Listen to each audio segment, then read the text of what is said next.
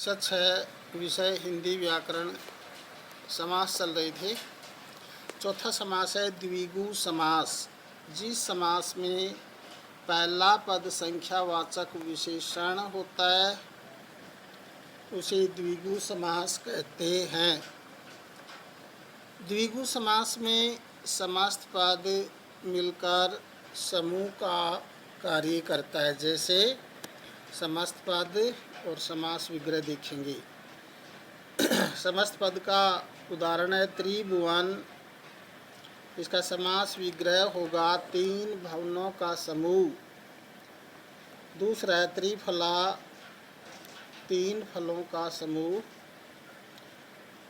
नवरत्न, नौ रत्नों का समूह। शताब्दी, 100 वर्षों का समूह या समाहार, दोनों में से कोई भी लगा सकते हैं।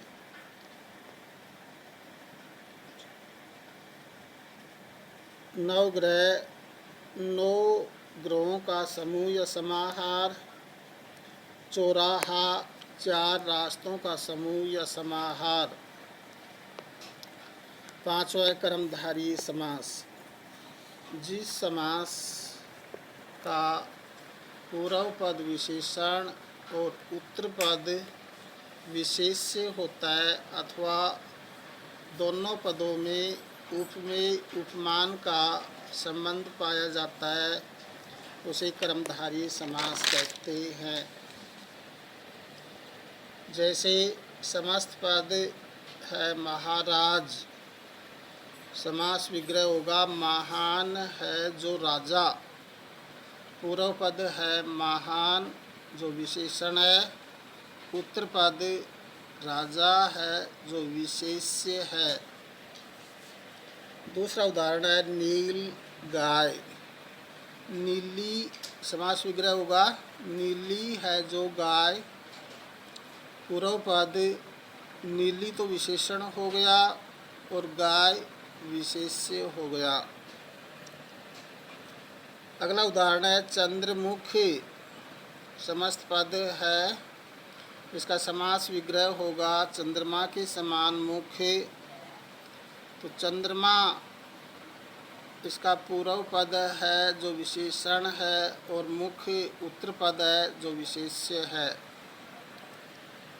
मृग नयन, मृग के समान नयन, समास विग्रह होगा पूर्व पद होगा मृग जो विशेषण होगा और नयन विशेष्य होगा। याद रखिए तत्पुरुष समास में समस्त पदों के बीच आए हुए कारक के चिन्हों का लोप हो जाता है। इसमें कर्म कारक से अधिकरण कारक तक के परसर्गों या कारक चिन्हों का लोप हो जाता है। छठा है बहुब्रीहि समास।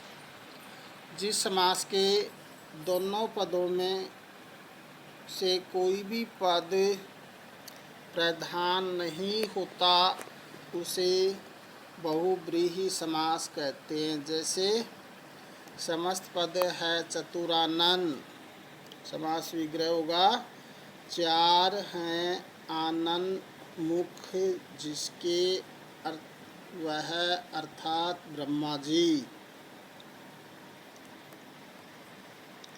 नीलकंठ समस्त पद है, समास विग्रह होगा नीला है कंठ जिसका वह अर्थात शिव।